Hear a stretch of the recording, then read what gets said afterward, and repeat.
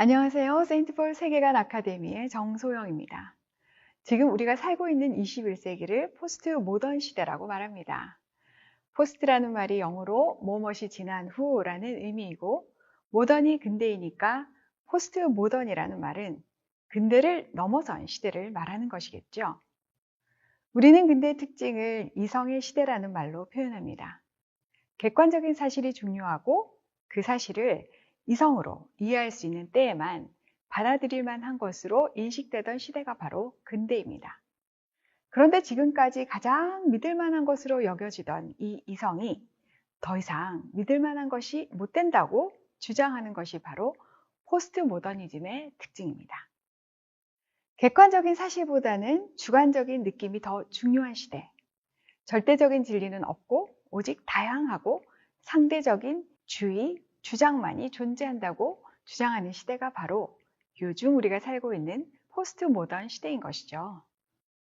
오늘은 망치의 철학자라는 별명을 가진 프리드리히 니체에 관한 이야기를 나누어 보려고 합니다. 망치의 철학자라는 별명을 가진 니체야말로 자신이 가진 망치로 그동안 인간 사회에 굳건한 인식의 토대가 되었던 이성을 깨부수고 포스트 모던 시대의 문을 연 사람이니까요.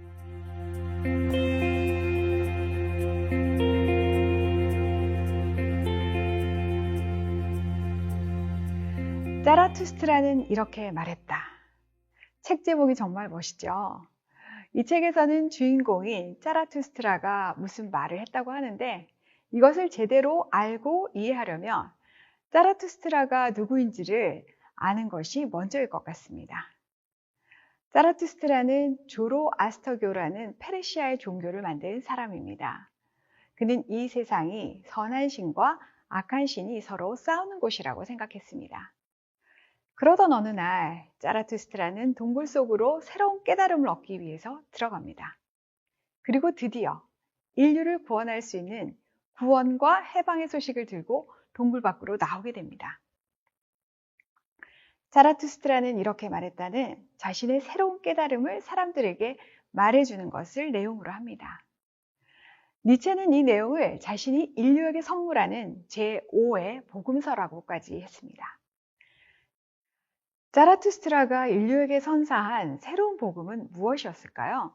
바로 신은 죽었다는 소식이었습니다. 기독교에서 말하는 인격적인 하나님의 죽음을 선포한 것입니다. 인간의 삶의 절대적인 도덕 기준을 제시해주던 바로 그 하나님이 이제는 죽었으므로 존재하지 않으므로 더 이상 이 세상에는 절대적인 선도, 절대적인 악도 없다는 말입니다. 이제 인간이 스스로 각자에게 맞는 선과 악의 기준을 세우고 자유롭게 살아갈 수 있는 그런 세상이 되었다는 기쁜 소식을 선포한 것이죠.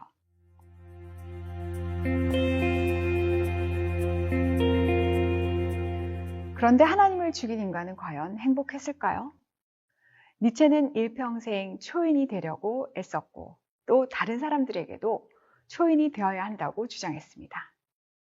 니체가 말한 초인이란 어린아이와 같은 사람을 말했습니다. 바닷가 모래사장에서 모래성을 쌓는 어린아이를 본 적 있으십니까? 아이는 아무도 의미를 부여하지 않는 그 일에 몰두하면서 창의성을 발휘하며 자기만의 의미를 부여합니다. 그러다 파도에 애써 쌓아놓은 모래성이 부서져 내려도 개의치 않습니다. 또 만들면 되니까요. 그리고 그렇게 만들어가는 과정이 즐거우면 되니까요. 니체는 이런 어린아이처럼 인간은 자신의 삶에 몰두하며 재능을 발휘하며 스스로 의미를 창조하는 삶을 살아야 한다고 말했습니다. 이 세상이 만들어 놓은 기준, 가치, 도덕 등에 얽매이지 않고 자기가 세운 기준을 성취하는 인간이 바로 초인입니다. 그런데 니체뿐만 아니라 니체를 따르던 많은 사람들이 초인이 되기는커녕 광인이 되어 이 세상에서 사라져버린 경우가 많았습니다. 더구나 니체에게 열광하며 포스트 모더니즘 시대를 사는 현대인들 역시 그다지 행복해 보이지가 않습니다. 자기 스스로 선과 악을 규정하고 각자가 세운 기준을 서로 포용하고 인정하는 상대주의적인 사회에서 인간은 왜 더 큰 정체성의 혼란을 겪으며 갈 바를 몰라 하는 것일까요?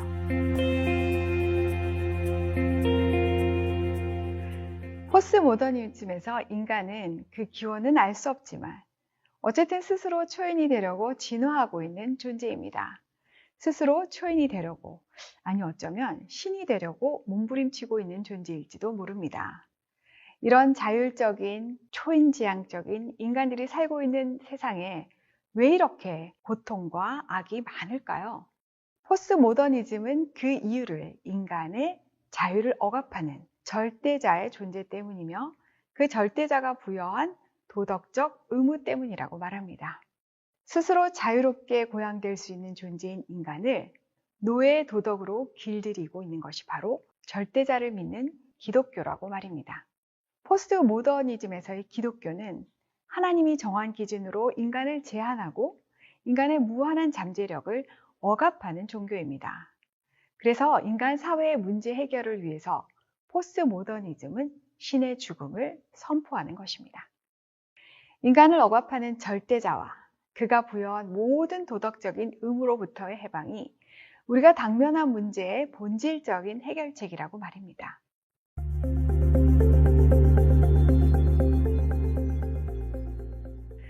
그렇다면 성경은 이런 포스트 모더니즘적 사고방식에 대해서 무엇이라고 말하고 있을까요?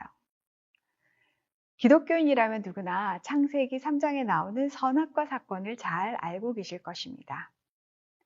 어렸을 때는 하나님 너무하시네. 과일 하나 따먹었다고 에덴 동산에서 내쫓으시고 엄청난 저주를 평생 짊어지고 살게 하시다니 라고 생각했던 적이 있었습니다. 그런데 선악과 사건은 그렇게 단순한 사건이 아니었습니다. 선과 악의 절대적인 도덕 기준은 하나님의 주권적인 영역에 속한 것입니다. 그런데 인간이 하나님의 주권에 도전하여 스스로 하나님처럼 되기를 원했습니다. 하나님처럼 선과 악의 기준을 정하고 자기 소견에 옳은 대로 살겠다고 불순종을 의도한 사건이 바로 선악과 사건인 것입니다. 인간에게는 자유의지가 있습니다. 자유의지가 있는 인간이어야만 진정한 사랑이 가능한 존재이기 때문에 하나님께서는 우리에게 자유의지를 주셨습니다. 그리고 인간은 그 자유의지로 하나님의 말씀에 순종할 수도 있고 거부할 수도 있었는데 거부하기로 결정한 것이었죠. 성경은 인간 세상의 문제의 원인을 그 불순종의 선택에서 찾고 있고 그 해결책을 예수 그리스도의 십자가의 대속과 하나님과의 관계 회복, 그리고 그 이후의 순종과 성화에서 찾고 있습니다.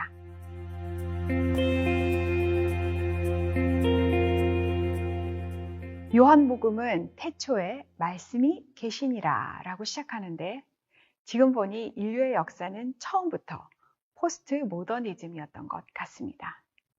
그러다가 사사기에 이르러서는 자기의 소견에 옳은 대로 행하였고 지금은 그 현상이 극에 달한 상태에 이른 것 같습니다. 최근 우리나라에는 동성애와 트랜스젠더리즘이 매우 유행하고 있습니다. 특히 차별금지법을 통과시켜서 정부 차원에서 동성애와 트랜스젠더리즘을 옹호 조장하려고 하고 있습니다. 그런데 성경의 기준은 명확합니다. 실수가 없으신 하나님은 사람을 남자와 여자로 만드셨습니다. 염색체 XY와 XX로 말입니다. 차별금지법에서 말하는 그 외에 분류할 수 없는 성은 존재하지 않습니다. 그리고 결혼이라는 테두리 내에서 한 남자와 한 여자의 성적인 결합만을 허락하셨습니다. 그런데 세상은 하나님이 정해놓은 기준이 마음에 들지 않는다고 말합니다. 인간은 스스로 자신의 성 정체성을 선택하고 결정할 수 있다고 말합니다. 의학의 힘을 빌어서든 심리학의 힘을 빌어서든 내가 생물학적인 성과 무관하게 원하는 성을 선택할 수 있고 그것을 사회가 받아들여 주어야만 한다고 말합니다. 인권의 이름으로 말입니다. 하나님께서 명백하게 죄라고 말씀하신 동성애에 대해서도 사랑이라고 포장합니다. 내가 선택한 사람을 내가 사랑하겠다는 것이 무슨 죄냐고 말합니다. 그러나 하나님께서 어떤 행위를 금지하셨을 때에는 다 그만한 이유가 있습니다.